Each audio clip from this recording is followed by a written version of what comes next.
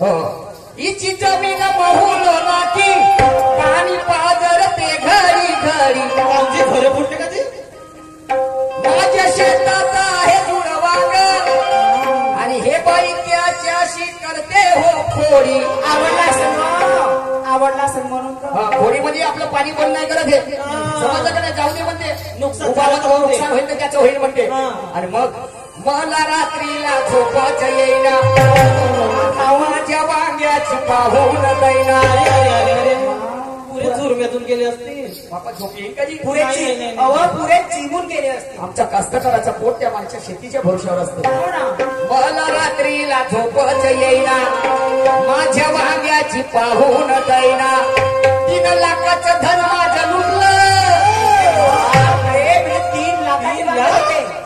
3 लाखाची बांधले होते 3 लाखाचं होईल म्हणलं मारलं माया पुरा सत्यानाश ओके आणि वासही वास अरे अरे अरे 3 लाखाचं धन माझं लुटलं आणि हिच्या बहाणीला पाणी सुटलं बापरे माझं वांग्याचं झाड हिच्या बहाणीला पाणी सुटलं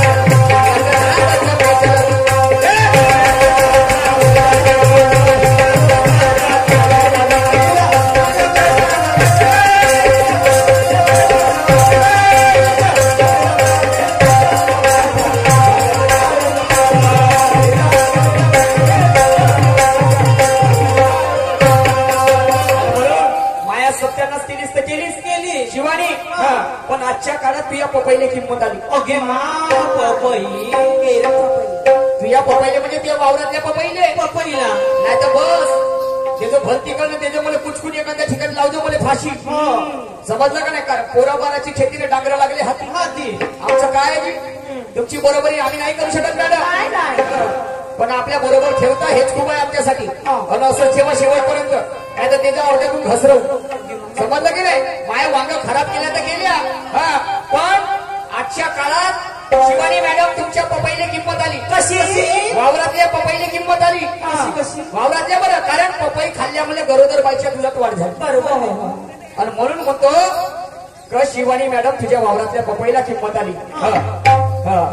सत्र जर खाल्लं केरं जर खाल्लं तर सर्दी लवकर घेते आणि सत्र का खाल्ले तर कुठं खोकलू मरतो अरे बापा रे चिक्कू मध्ये जंतू पडते वार्ता जिकडे तिकडे पसरली आणि म्हणून म्हणतो शिवानी त्या वावरातल्या पपईला किंमत आली आणि म्हणून आपल्या पपईचा कलर जाऊ नको देऊ अरे काहून कारण आपल्या पपईचा कलर जाऊ नको देऊ बाजारात गेला तर उधार कोणाला नको देऊ अरे उधार का दिलीस एक दिवस येईल आपण कशी आणि खाऊन झाल्यावर तुझे पैसे तुले करतील नाही वापस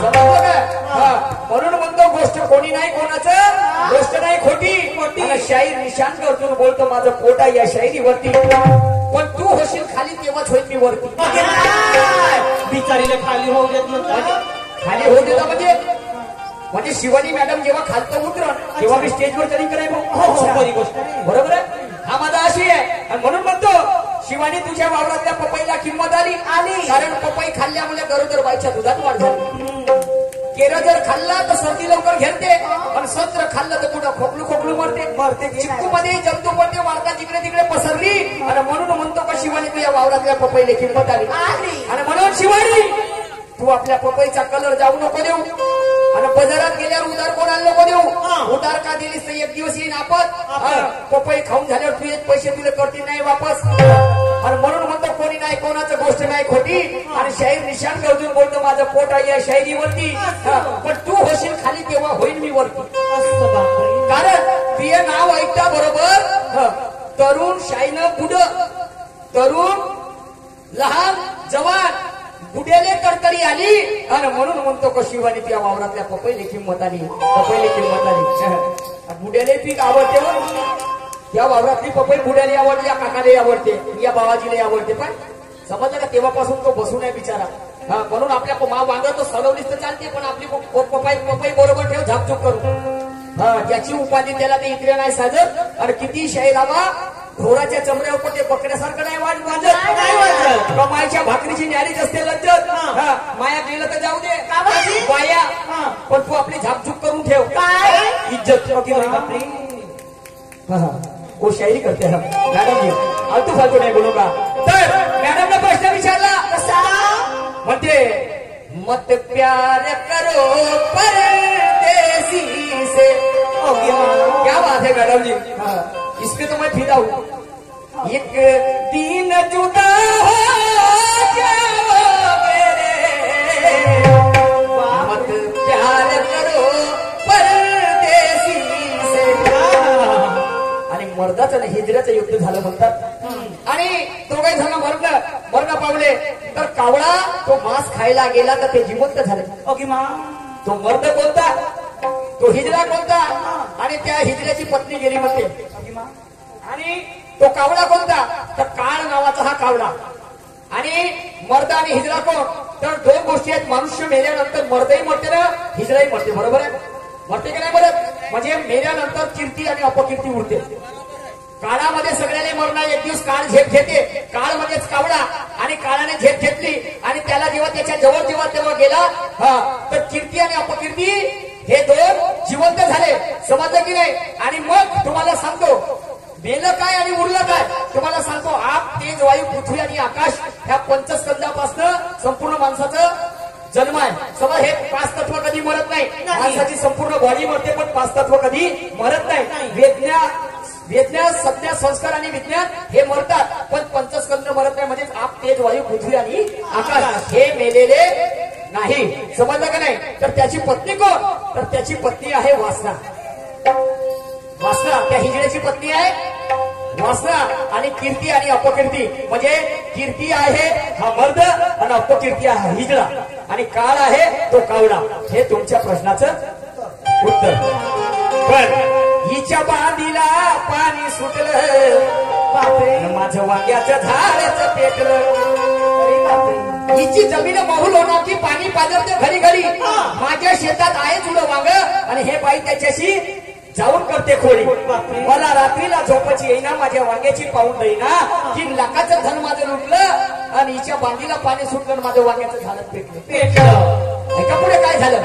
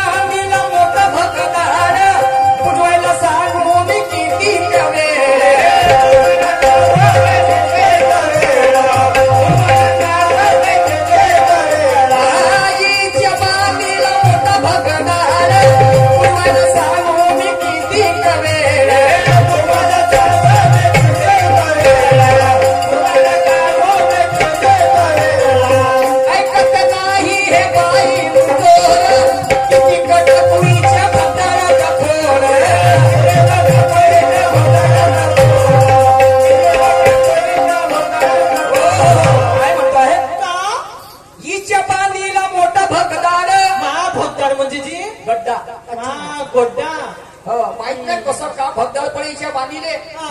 मग 20-25 दिवस मी भुजवत जाऊ, बरोबर आहे. आणि 25 दिवस झाले महिन्याच्या शेवटी ज्या माय बाई मग उठून त्या हे होय आणि तो पाणी पुन्हा जशानं तसं आहे. माय बहीण मायले तिच्याकडे जावं बुजवणं. हे तुले काय करायचं आहे, त्याच्यात जे जपते ते करून टाक. काहीच विचार नव्हती करत, अशी मुजोर होती हे. समजलं की नाही.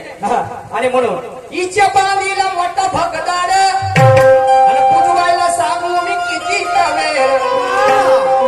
त्या बायमा चांगले मोठे गोटे टाकले की मी ना गोटे आडवे उभे खोलक उचकले का भगदाला मध्ये. समजलं का नाही.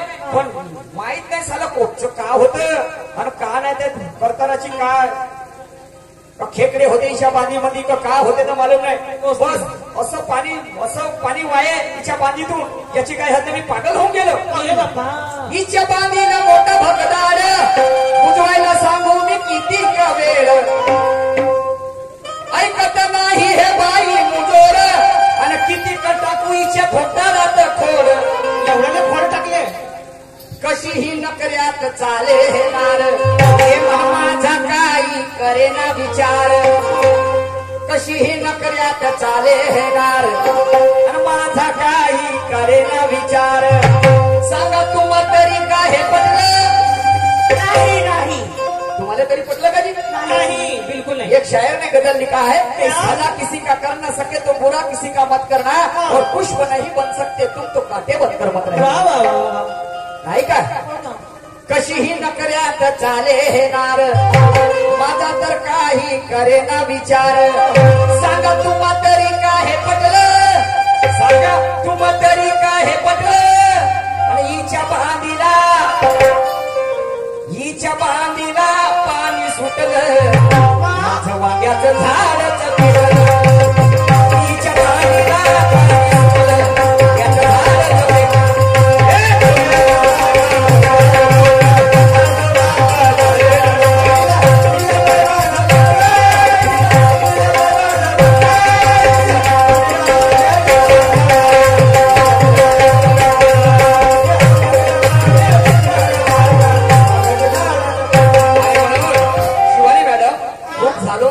मोठा आता मला लहान बनावंसं वाटते. अच्छा. आता तरी सुधरून जा. बुजवून टाकतो आपलं भगदाग. समोर मध्ये दुसरं काही लावायचं आहे. पत्ता गोबी लावायची आहे, फुलगोबी लावायची आहे. लवकी लावायची. समजलं का नाही? आता तरी ते सडव सुडव नको करू. नाही ते एखाद्या त्या जीएस आयकडच्या भूगोलिक जो असते का नाही संशोधन करणारा त्याच्याकडे जा. आपल्यापासून कायले मला हे करतं, बरबाद करतं. आणि म्हणून खूप झालं शिवानी मी आजवरी मोठा आता मला लहान बनावं असं वाटते. कारण शहाण्या लोकांचं म्हणणं आहे की मान दिल्यानेच मान भेटते. त्या तलावाचे पाणी कधी कधी आटते आणि तसं भालसाचं आयुष्य हळूहळू घटते. आणि म्हणून म्हणणं आहे की मान दिल्यानेच मान भेटते. आणि स्वतःमधला गांभीरपणा सोडून जरा लहान म्हणून पहा. मग आमच्यासारखे तुमच्या पाठीमागे फिरतील राहा. मला कुणाकडून काय मिळालं यापेक्षा मी त्याला काय दिलं हेच मला श्रेष्ठ वाटते. आणि म्हणून शहाण्या लोकांचं म्हणणं आहे की मान दिल्यानेच मान भेटते. लहानपणा देगा देवाना मुलगी साखरेचा. ऐका शेवटच्या कडे काय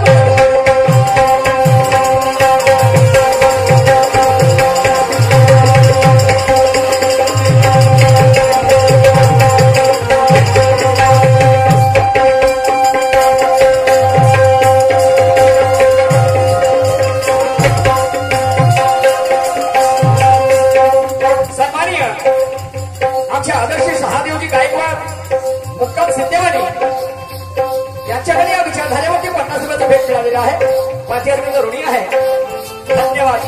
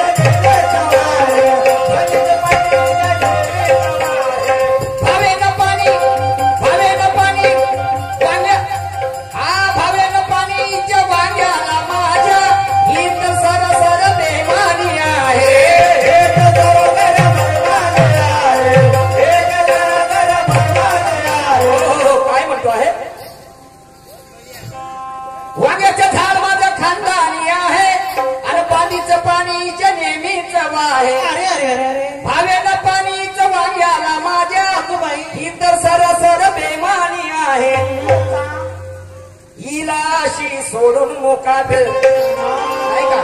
कुठे जाऊ जी? कुठे जा? या मच्छराच्या धाकाला जर माणूस गेला घर सोडून जर पडाले का कोणी मच्छरामुळे? पडाले का कोणी? नाही काय?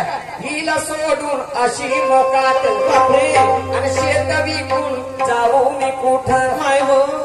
हिला सोडून अशी मोकाट शेत विकून जाऊ मी कुठं? पुरुषोत्तमाचं मनात आविटले. मेरे गुरुजी की कलम है, उन्होंने लिखा है पुरुषोत्तमाचं मनात आविटले.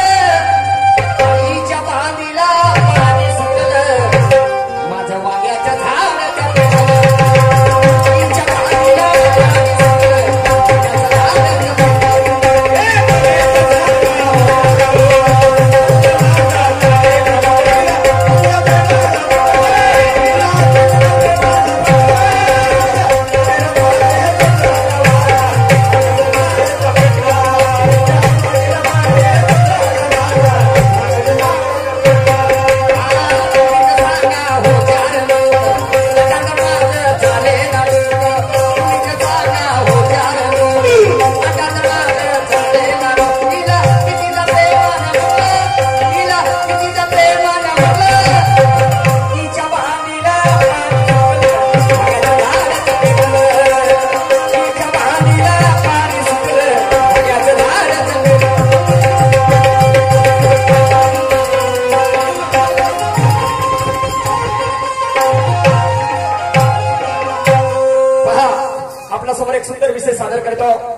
माय बहिणी इथे बसलेले आहेत. फ्लॅटिंग आपणासोबत सादर आहे. पहा, लग्न होते थंडा मोठानं आणि लग्न झाल्यानंतर संसारामध्ये